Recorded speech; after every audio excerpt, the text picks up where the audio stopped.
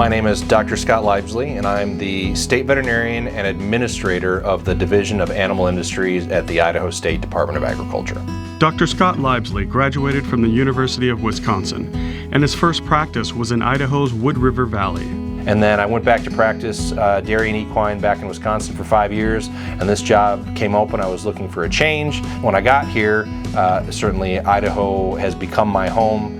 I started a family here, and it has been such a pleasure to expand what the possibilities of my career could have been. But I think how I made it out here is I moved to Idaho once and liked it, so I thought I'd move back. But the Department of Agriculture and the people that are here that make the Department of Ag and really that support the livestock industry is why I stayed. That was back in 2011. Now it's been almost a year since he became the state veterinarian after the retirement of Dr. Bill Barton. The job of the state veterinarian, I think, is very broad, and it really can change on a regular basis. But in large part, the livestock industry, to be able to grow and sell your livestock to maintain a food supply is a big part of this job. And disease surveillance, so having regular testing for brucellosis, tuberculosis, any type of the follow-up that goes along with animals that are flagged as suspect is done through regulatory veterinarians such as myself. And in addition to the dairy programs, the inspections, the sanitation of the dairy industry and the inspections that go along with those, is in large part just trying to make sure that the various industries that are generated through owning a livestock business are safe, viable, can participate in interstate commerce. A lot of my job involves outreach and education, all right? But a portion of my job is also regulation. So we have to hold people or businesses accountable to the rules. But for the most part, we try to do our best to educate people to follow the rules rather than having to admonish them for not following them on the back end. Dairy and beef are Idaho's largest agricultural industries. Idaho's dairy alone is a $2 billion a year business, and Idaho ranks third among U.S. states for dairy production. That's a lot of animals to test for disease and keep track of. So 3 years ago, they transitioned from a paper system that used the mail to an electronic animal disease traceability program. So this is the portal that the practicing veterinarians will log into and submit all of their regulatory documents. With the previous system that was in place, it was all paper-based. We would have to go through file cabinet after file cabinet to try and find a movement document or a testing document to understand and learn where an animal's been, when was it there, and how many different animals have potentially been exposed to it. So we were fortunate. In 2018, we received an allocation from the Idaho legislature in conjunction with the brand board, and each of our agencies built an electronic database to manage that. So now, what would have taken days or weeks to identify the relevant documents to prove where an animal's been and when, we can do that now in a matter of seconds.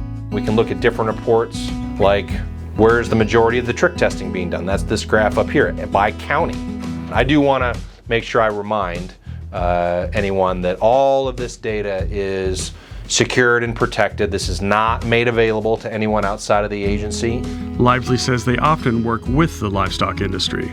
We've got the oldest trick program in the country. The cattle industry came to the Department of Ag 30 years ago and said, we've got a problem with this disease. We established a mandatory trick testing program. The disease is Trichomoniasis, and the fact that we had 29,000 tests conducted last year and we identified one positive out of that's a very successful program. And so I think that's where the industry, working cooperatively with the regulatory agency like ISDA, can produce a very favorable result. And so we don't have a problem with trick here in Idaho. Other states do that don't have the same type of program that was put in place. But we're very proud of that, and the industry support behind that is what yielded such a positive result.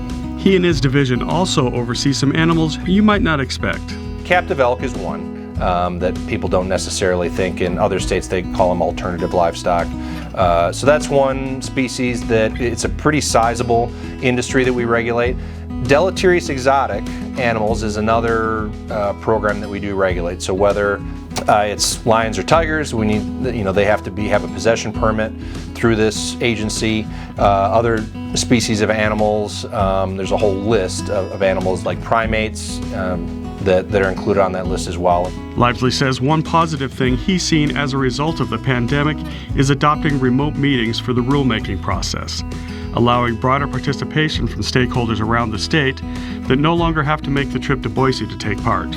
Boise's a long way from a lot of places in Idaho, but that doesn't mean we value the producers that are in those parts of the state any less. And so the fact that we have gotten the added participation through the virtual platform that we've had, I think has been great. It's a very rewarding job. I think the interplay that we have with the various livestock industries and the producers, it's great to be able to get out and meet the different people that make Idaho's livestock industry great. I think we have a wonderfully diverse agricultural community, and I'm very happy to be a part of it. For the Voice of Idaho Agriculture, I'm Paul Belke.